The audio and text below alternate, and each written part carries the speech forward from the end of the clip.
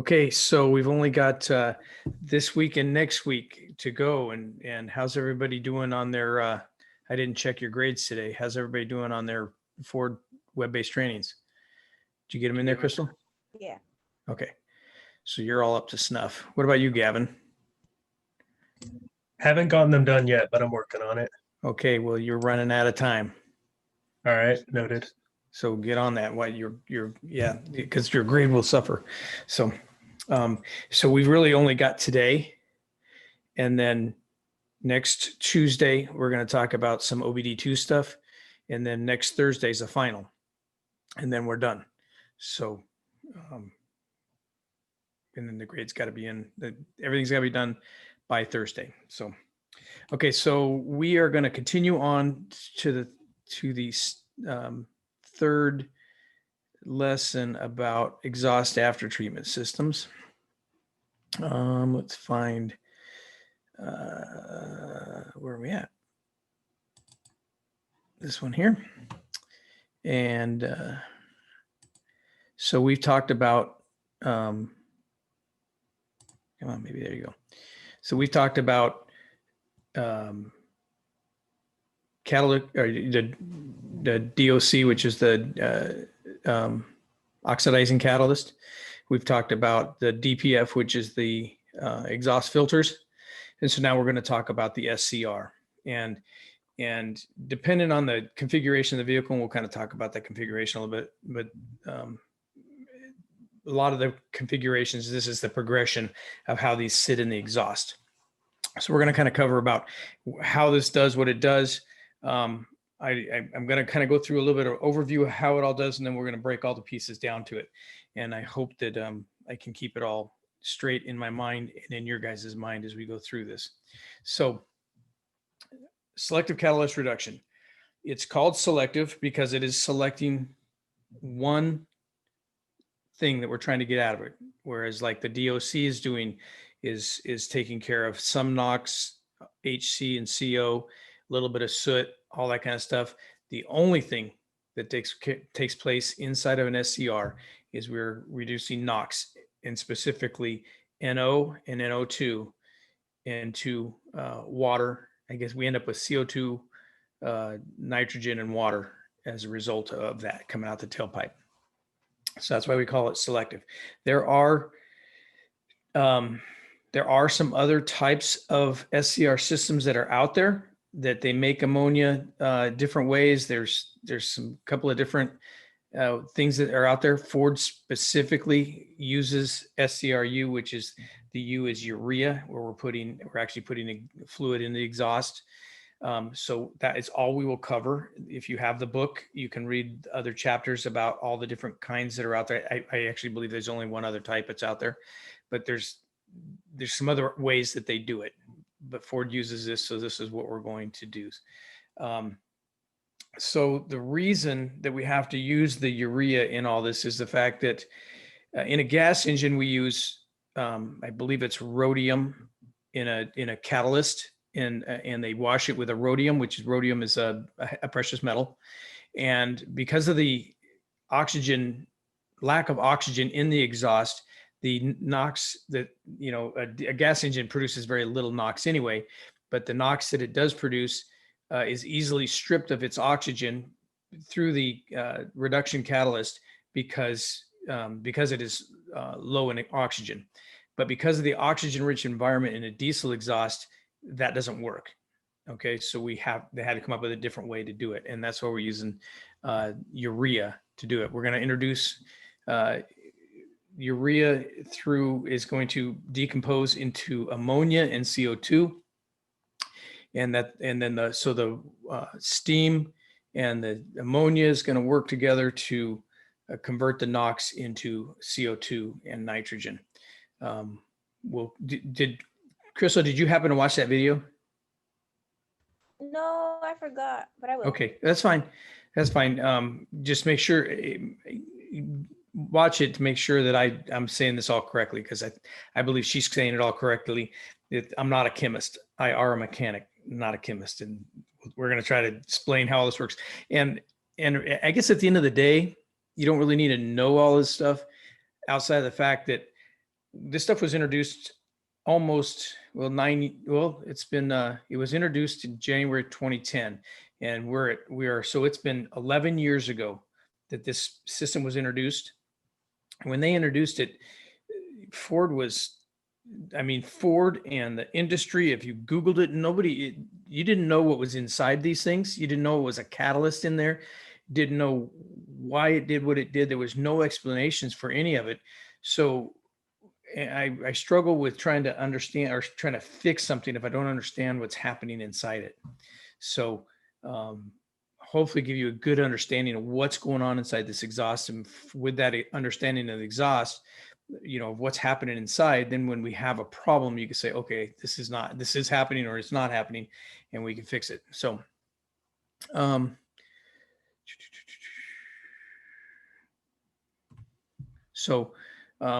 still just in a nutshell, we're just going to, you're going to have all those exhaust gases coming out of the exhaust. It's going to go in the oxidation catalyst. We're going to get rid of the HC and the CO, and then the excuse me a second.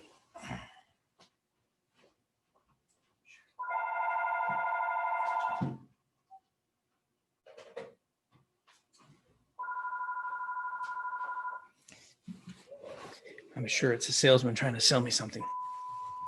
And then all those exhaust gases are going to get treated inside the oxidation catalyst. And then when you're going to end up with just your NOx and CO2 and stuff coming into the DPF, into the SCR. And we're just going to, we're going to spray urea into the exhaust, and that's what's all going to happen. I'll explain a little bit more about how it all happens in a little bit here, but that's, simply how it's happening. So we can end up with nitrogen, CO2, water, and particulate matter coming out of that. And then depending on where this thing's sitting, the particulate matter is either going to be taken care of ahead of it or behind it.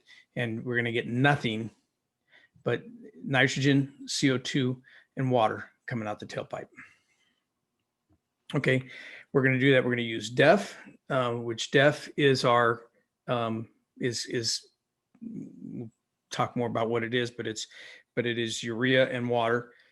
And that is our exhaust fluid. We're going to pour that into a tank in the car, and it's going to just get injected into the exhaust. There's blades, screens, a mixture device inside the exhaust that's going to spread all that and blend it all in there. We're going to talk about all this stuff at length here in a minute. I just want to kind of give you a basic of what we're going through here. And then we'll talk about that here in a second. Okay, so before we get into the nitty gritties of how it's all happening, Crystal, we talked a little bit on last Thursday about having the DPF upstream or downstream of the SCR. So they're going to, depending on the vehicle, they're going to configure it. They're going to put the DPF in front of it, or they're going to put the DPF in back of it. The reason they're going to do that is there's a fuel savings because you end up with a better regeneration if it's in one section or the other, and so they're going to do what they're going to do to try to make the vehicle as best as they can. The big thing here is that you just understand that they are in different places depending on how you're diagnosing the vehicle. Our pickup trucks put the DPF in the very back. We're going to have the SCR ahead of it. Our cabin chassis, our F450s and 550s and those, they're going to put the DPFs straight after the DOC.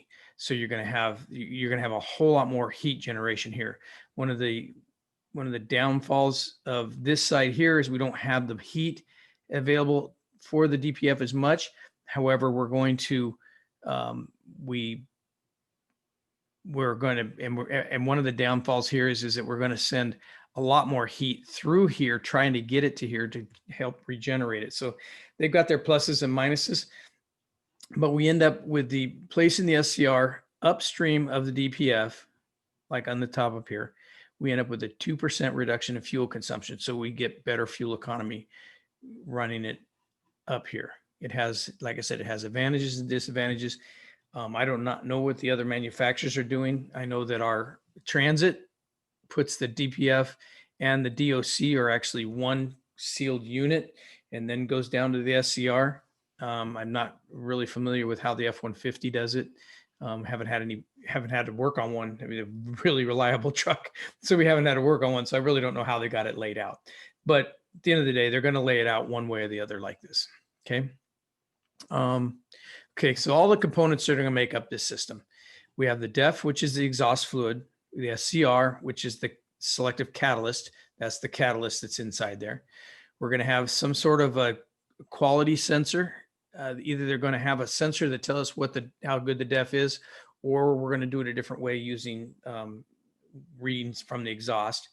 Typically you're going to have some sort of a module that's going to run the DEF. You're going to have a pump and an injector. They call it a dosing unit or an injector.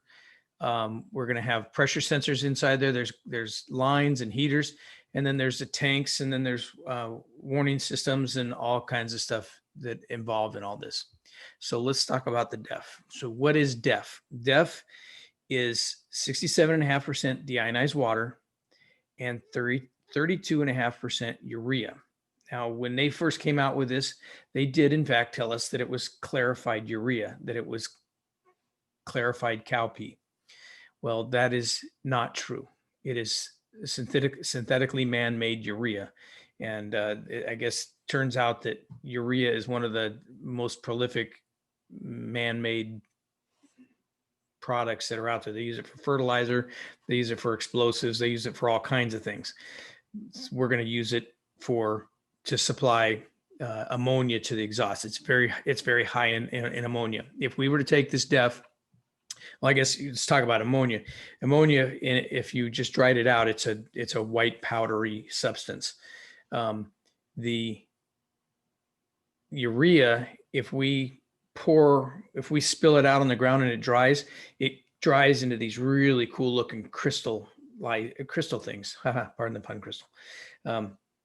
But it dries out into these real nice crystal formations. It's kind of funny stuff. It smells of ammonia a lot. It is a clear liquid. It doesn't, it's for the most part stable. It's not flammable or anything like that. It is caustic to some metals. In other words, it causes some metals to corrode. If it gets into electrical connectors, there's a lot of electrical connectors. I mean, most of our DEF pumps have like 3 connectors on them and everything. If we have a leakage up there, it gets into the wiring system and it gets into there. You can't save them. All you can do is change that harness out, put a new harness in, because it's really affects it. Okay. The DEF. What else we want to talk about with the DEF? The DEF tanks are built to a size where they'll usually try to get them about 7,500 miles. The purpose for that is to hopefully be able to get the customer from oil change to oil change without having to stop and fill up their DEF. However, depending on what you're doing, if you're towing a lot and making, really putting the coals to the vehicle, it's going to make a lot of a NOx in the engine, and it's going to start injecting a lot of DEF, and you could go through DEF in a hurry. So depending on the vehicle usage, you might have to put more DEF in it, before between oil changes. Interesting fact about our DEF. Okay, so if you went from pre-2017, so 11 to 16, the tanks and the sending units are set up in such a fashion where they would just have electrodes inside the tank. So there'd be like 4 electrodes in there. I think actually there's only 3. And what they do is as a fluid level hits it, it says it's got that much. And then when it gets here, it says it has that much. And then all the way to the top. And what happened on the early production units, because they were that's how a holding tank in a motorhome is set up too. Like that's how they don't have a float inside there. And so what happens is somebody, they get low on DEF and they go and they buy one of those little 2.5 gallon jugs of DEF and they pour it in the tank.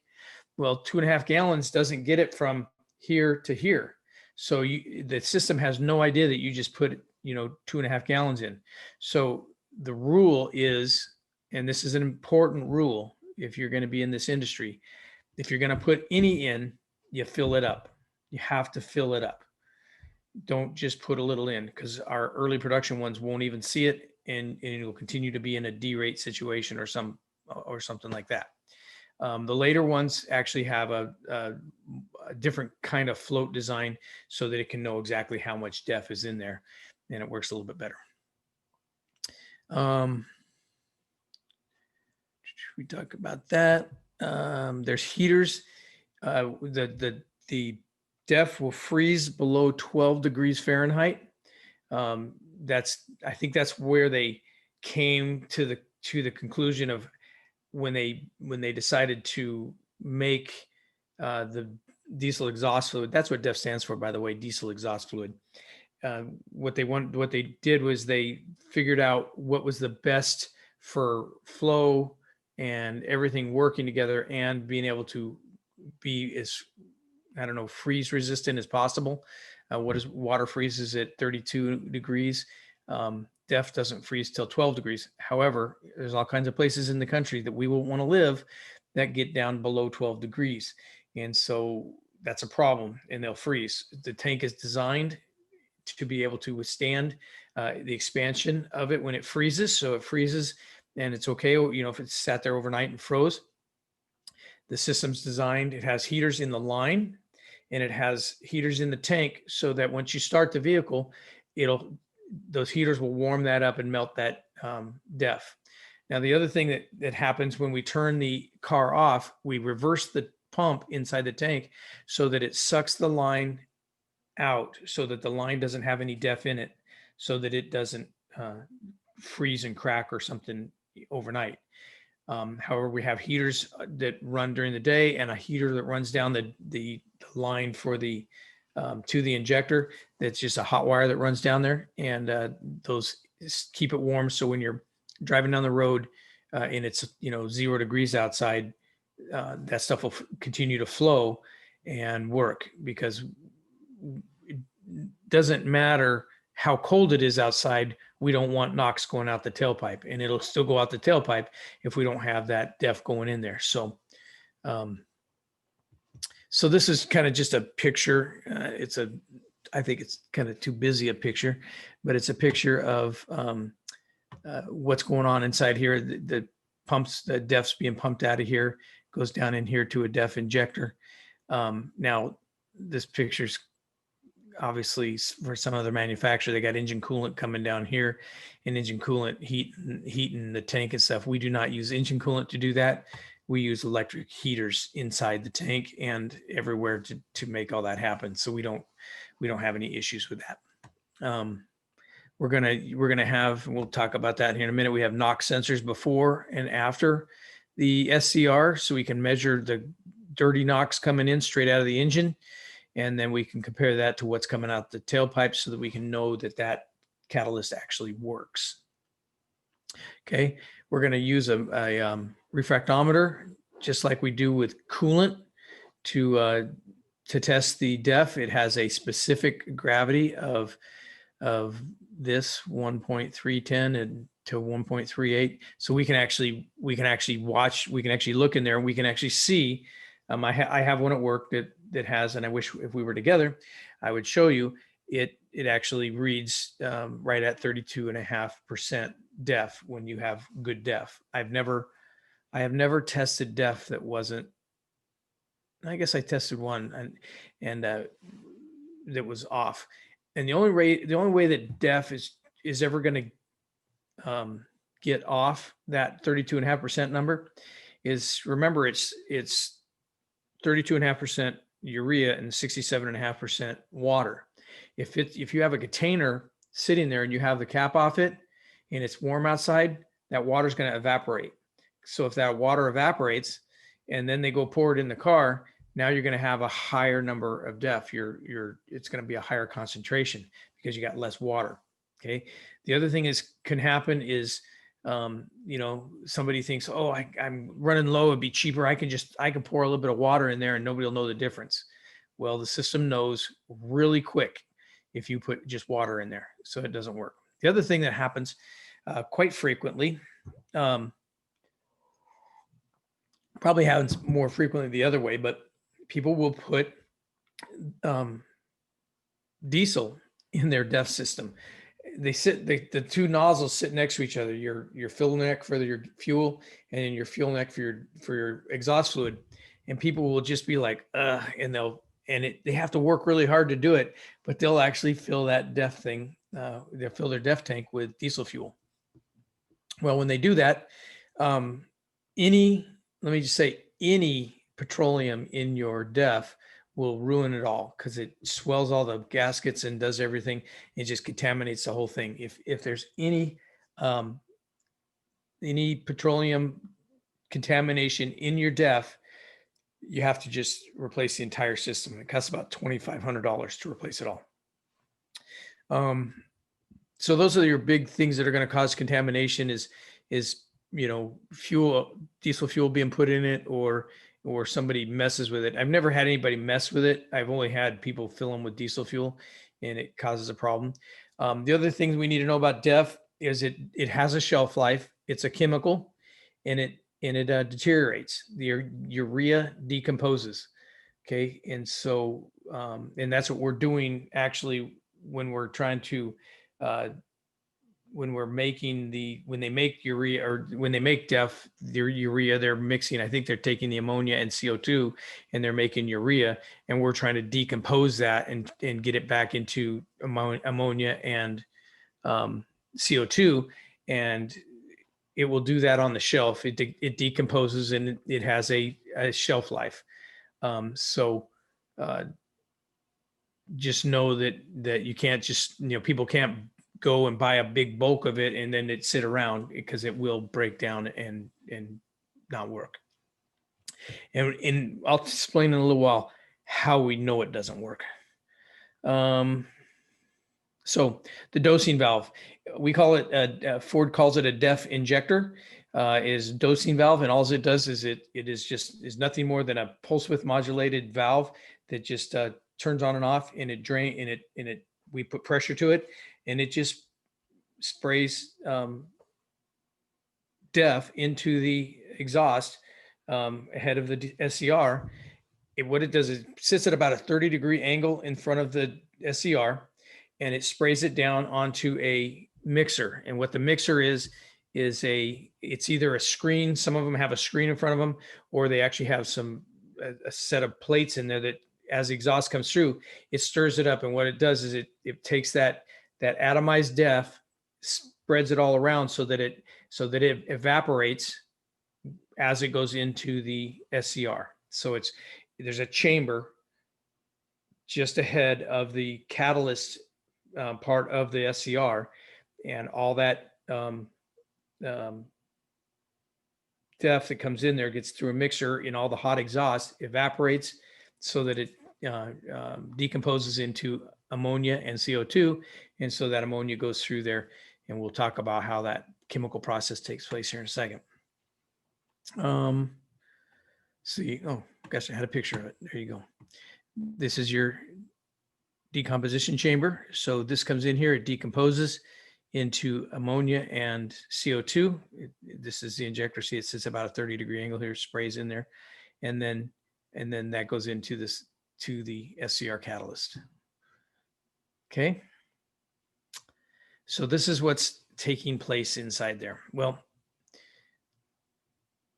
this is what's taking place, but this is more specific about well, I'm going to save this picture for a minute. I want to explain more in a minute.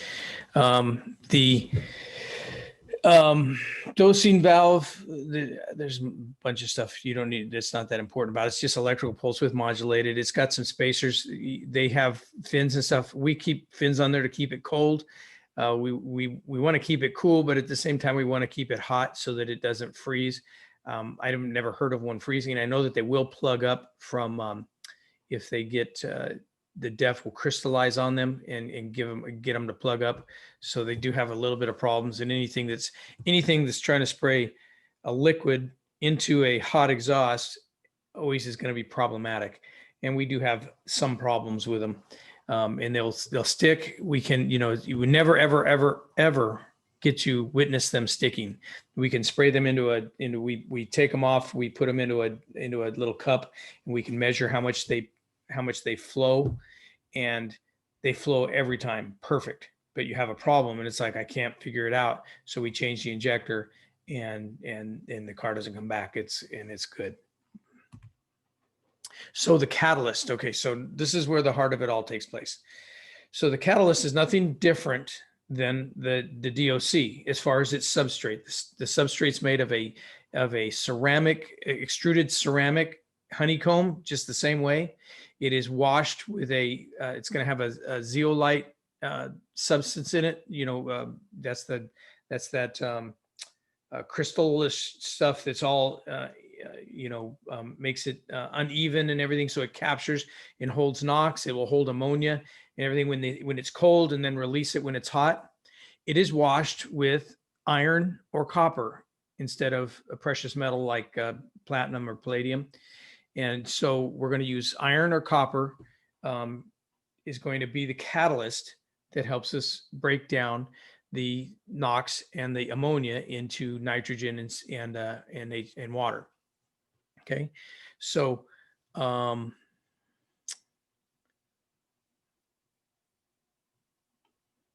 now let's go back to that picture. This picture should be the other way. Okay, so what's happening is the NOx, which is going to be NO or NO2, are the two that we're worried about. Okay, right here. They're going to come in here and they're going to blend with, and then we're going to introduce the DEF, which is going to break down into ammonia, which is NH3 and CO2. Okay, the NH3, let me make sure I get this right. The NO is going to mix with oxygen in the exhaust and the ammonia, and it's going to create nitrogen and H2O, N2 and H2O. Well, it's not on this picture. Okay. The NO2, which is the nitrogen dioxide, which is the really bad gas, that's going to mix straight up, because now it's got 2 parts oxygen. So it's going to mix straight up with the NH3, this, and it's going to turn into nitrogen and H2O. Okay. So ultimately, everything's getting turned into nitrogen and H2O. So we got water and nitrogen is what we're ending up with coming out the tailpipe. And the girl on the video, if you just go in, if you don't do anything else in the module, watch the video. She really explains it. She explains it very well. But that's what, at the heart of everything that we're trying to do here, is we're taking DEF fluid, we're decomposing it down into ammonia and CO2.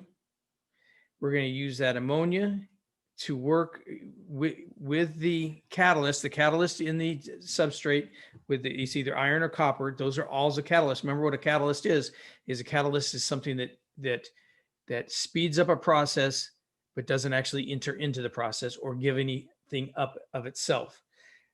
But it's going to speed up the process of turning the ammonia and the NO, which is the nitrogen monoxide. It's going to turn it, and then the extra oxygen that's in the exhaust, and it's going to turn it into H2O and nitrogen.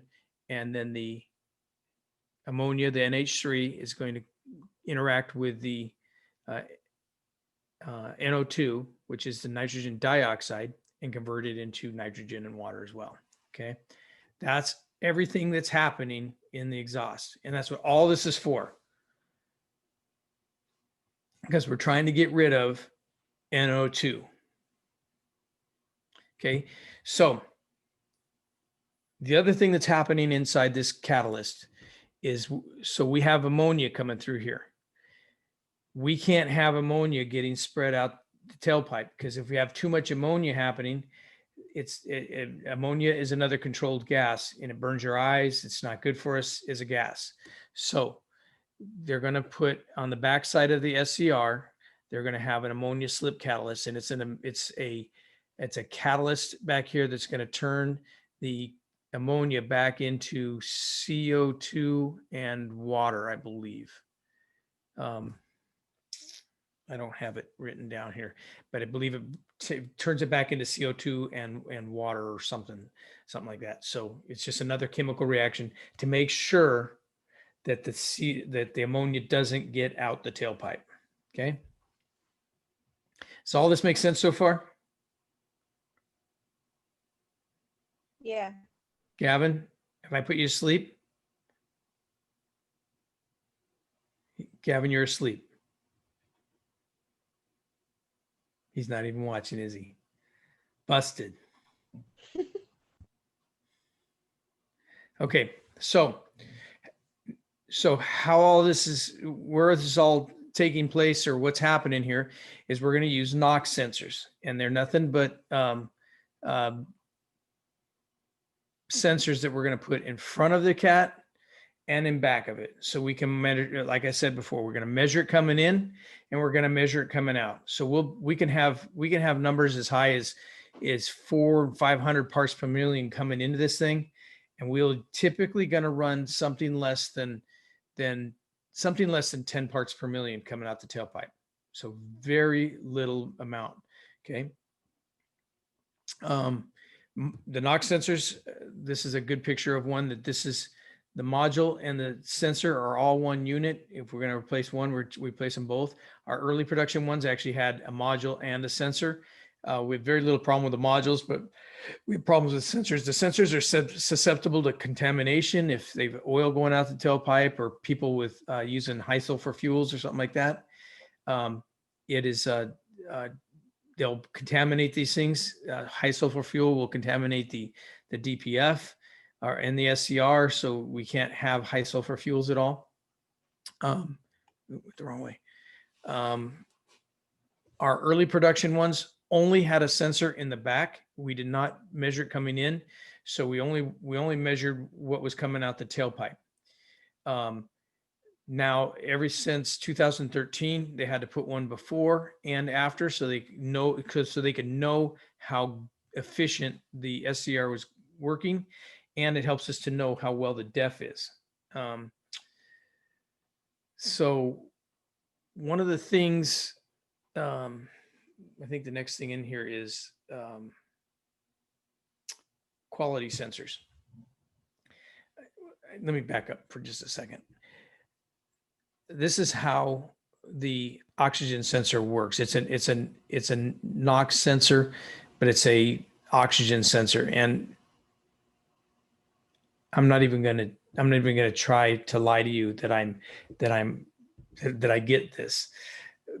But if you go into your book or go into your module and read about it, it's in there, and I struggle with wrapping my head around it, because what they do is they pump inside this little sensor. They pump oxygen out into a cell, and then they measure based on how much oxygen. They pump all the oxygen out, and how they do that, I don't get it. It's some sort of a chemical thing that's going on inside these things, and I just know that they work. Okay, and I'm not gonna kid you on that. So DEF quality sensors. We have the newer vehicles actually can measure the quality of the DEF that's in there, and they're going to do that one of two ways. They're going to use either electrical waves going through it, or they're going to use a kind of, did they explain it in here? They can use sound waves going through it, and they can measure how the DEF is. When I say DEF quality, I'm saying what's the percentage of DEF in the water? Okay, is it 32.5%? So the newer ones have the ability. They got a module in there and a sensor inside there, and they can know, hey, we've got good DEF in the car or not. The early units, the only way they could know if the DEF was any good was to measure what was happening in the exhaust. So we would have the sensor before and after in the exhaust, or just the one that was at the end. And if we didn't have the NOx reduction that we were looking for, it would flag a code that said, hey, your DEF quality isn't any good. Well, it really didn't know whether the DEF quality was good or bad. It only knew that it wasn't being reduced, that you have NOx coming out the tailpipe and it wasn't being reduced. So it would just automatically assume that your quality of DEF was bad. what it could actually be, it could be that your EGR isn't working well. It could be that your SCR isn't working well. Any of those things aren't working well is going to show up as too much NOx out the tailpipe. And, you know, so that's when they had to come up with sensors in the tank that says, hey, our def is okay. We can assume our def is okay. We just have something else causing our NOx coming out the tailpipe. So, just a different kinds of system. And when we get into these, if you get into these and you start working on these things, this is some of the most difficult stuff to try to diagnose, because you're trying to, you know, you're trying to work around, is it a def quality issue? Am I getting the def in there? If the def is good and I'm getting it in there, now I got to have the SCR actually working. Okay. Is the catalyst working? Okay. Is the catalyst working? And now I'm got a sensor that's wrong and reading wrong. So you've got all these factors that line up and say, hey, what's happening here? So that's where hopefully you get an understanding of how it all works. And you can understand, okay, I know I got good def. If I've got good def and my injector works, I don't have to worry about that system. Well, let's find out what else is wrong. If I know that my NOx sensors are reading properly and everything's working good, then we don't have to worry about the monitoring system. That's working good. Now that leaves us with, you know, the catalyst.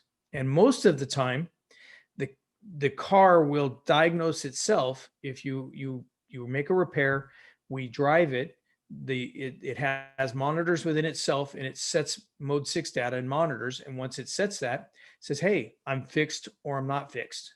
And it actually works pretty good. It just can be very time consuming. I mean, I've got a truck out there that's got probably 3,000 miles on it, and it has not yet set the monitor. And so we really don't know if we've fixed the vehicle or not. And so it's just kind of being a booger. But you just these systems they're probably the most problematic part of the vehicle right now.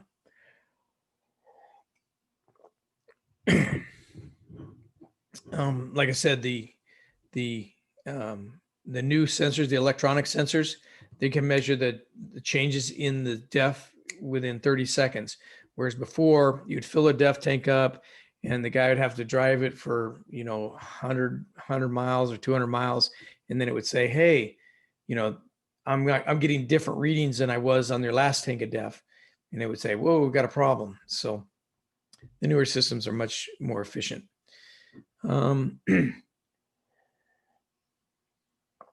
That's the term I was looking for before. Ultrasonic. They're going to send sound waves. Excuse me. They're going to send sound waves through the def to measure its quality, because they can do that because it's got a specific gravity. I think that's anything good. Okay, so lastly, the only thing we need to talk about on these is what are the different states that are taking place when we're with this whole def system. So the first thing that's going to take place is it's going to heat it up. Whether it's, you know, the heater's always going to come on when you initially start the vehicle. It's going to do it to test it, make sure it's working good, but it makes sure everything's melted and everything's good. Okay, so the heating state takes place. Then we're going to have a priming state, a dosing state, and a purging state. So if it's frozen or slushy or whatever, it doesn't flow. So we need to make sure it's flowing. We have temperature sensors to make sure everything's good. If it's you know, below freezing, we're going to heat it up and get it working. We're using heating elements to do all that, and we monitor all those heaters. We have I fix lots of problems for heater elements being bad, even though we live in an area that those heaters are never even needed. But we monitor them to make sure that it's all working well.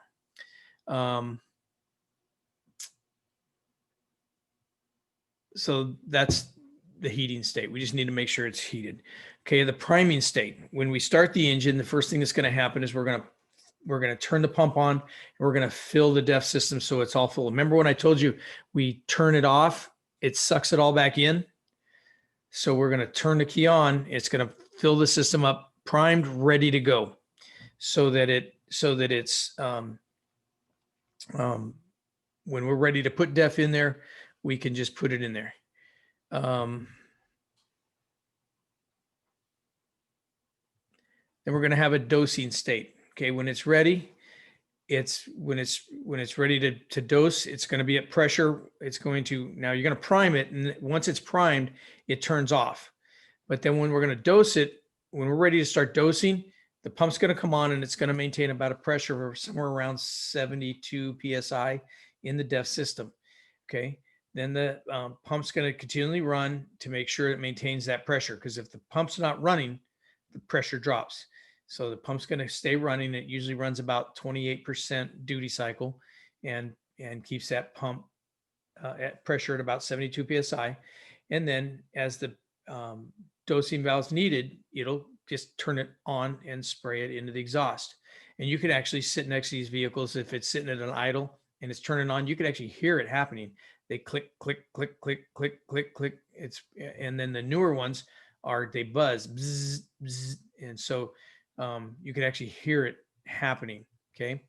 And so that's the dosing state. All it's doing is trying to it has to be a fine mist.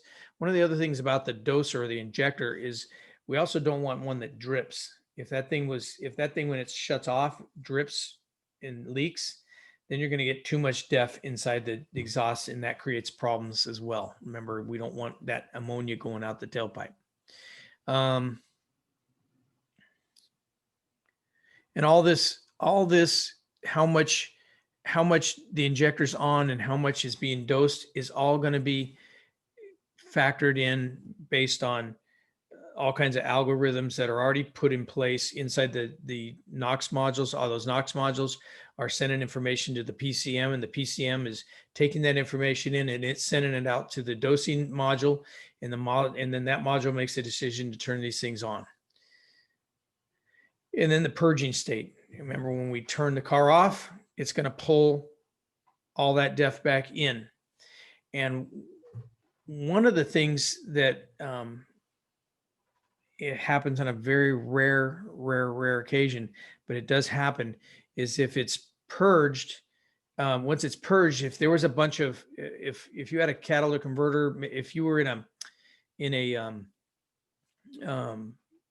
regeneration state when you turn the car off, so you had a lot of hydrocarbons build up in the exhaust, and you turn the car off.